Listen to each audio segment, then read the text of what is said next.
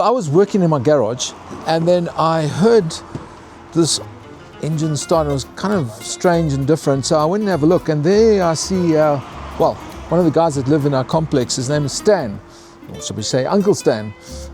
He hadn't started his old Austin 7, amazing little old car, which I took my cell phone and took a little random shot for it, and can you believe it? TikTok, 97,000 views, craziness. But anyway, I thought to myself, well, you know what, he just looks like an interesting person, and he told me he had a pinball machine and a jukebox up at his house. I said, well, can I come and visit? So I did that. He's busy moving.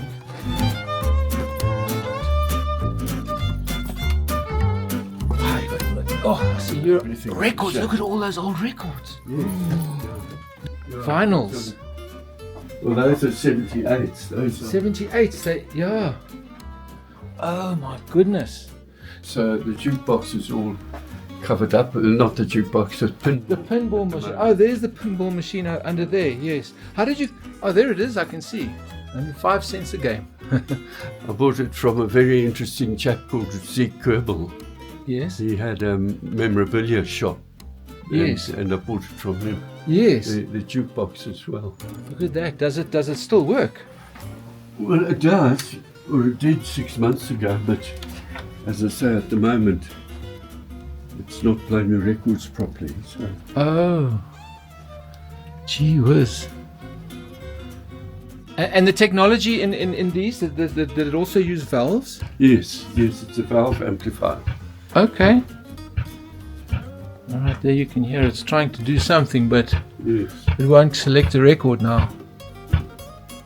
Are you going to fix it at some time? Yes, I want to fix it. As I say, it was working last time I used it. But okay. Something's gone wrong in the meantime. What kind of music is your thing? Is what?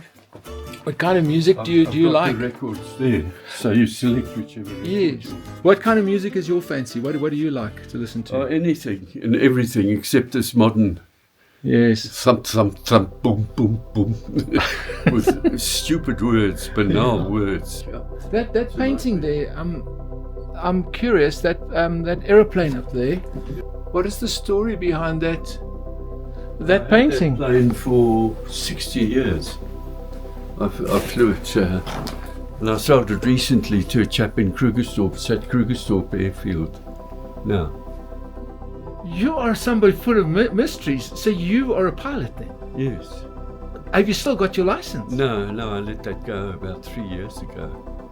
Oh, and that was your plane? Yes, yeah. I bought that in 1957 as well.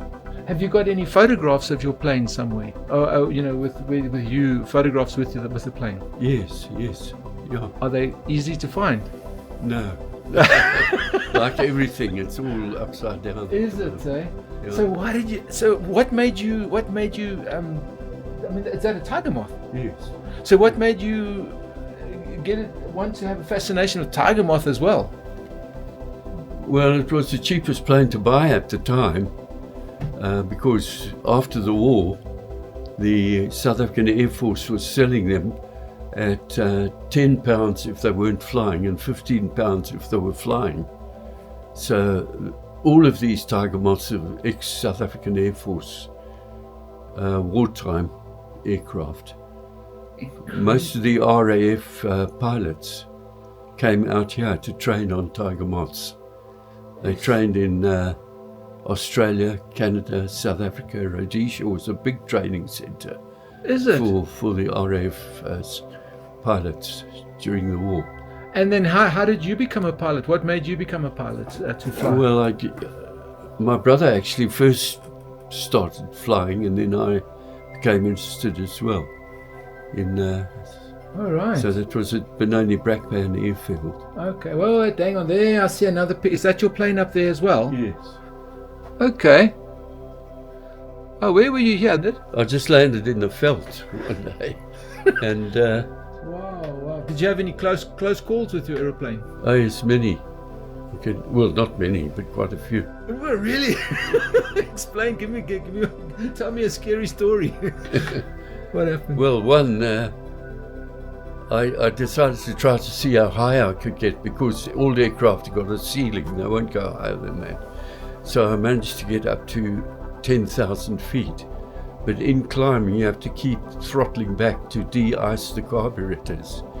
But when I got to about 10,000 feet, it was just wallowing, it just wouldn't go any higher. And I pulled the throttle back to de-ice the carb, and the engine stopped completely. But because I was almost on the stall, the prop didn't keep windmilling, it just stopped dead. So I had no engine, no power at all. How did you save yourself? Looking down at the airfield, it was way down below, the size of a little postage stamp. So, you have to have judgment to glide down and to be able to land on that little postage stamp. Is that what you did? You glided it back? No, I decided, I thought, well, the only thing I can do really is to go into a dive and hope that the wind will turn the prop over. So I put it into a dive, and you can only go up to 120 miles per hour in the Tiger Moth. After that, you can't pull out. You tear the wings off, the wings will come off. Oh. It'll be a bit embarrassing. But luckily it started going again. Yes, I was watching it, just twitching, trying to get past. Yes. And just on 120 miles an hour, it kicked over and started. The engine started again. And you live to tell the story. It's fantastic.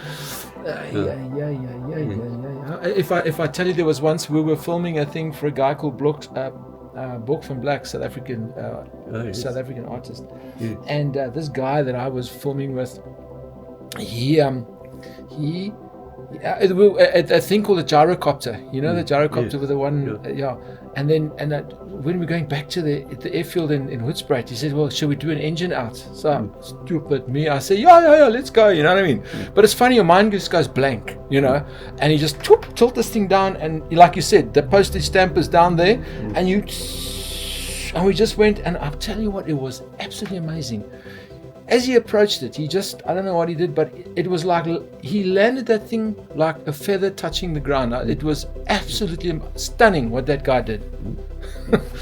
Was your landing just as good? Yeah. How was your landing? Well, the landing, I had the engine going. Oh, of course, yeah. Of course, yeah. Okay, I think that would be a good little story. I have to ask, because I'm looking at all this, and I'm judging you at about 70 years old, but how old actually are you? 92. Yeah, 92. 92. But you walk around like someone that is like, it's fit, man. Like, Trump plays golf. So, what's your secret then? How do you? I always say wine, women, and song.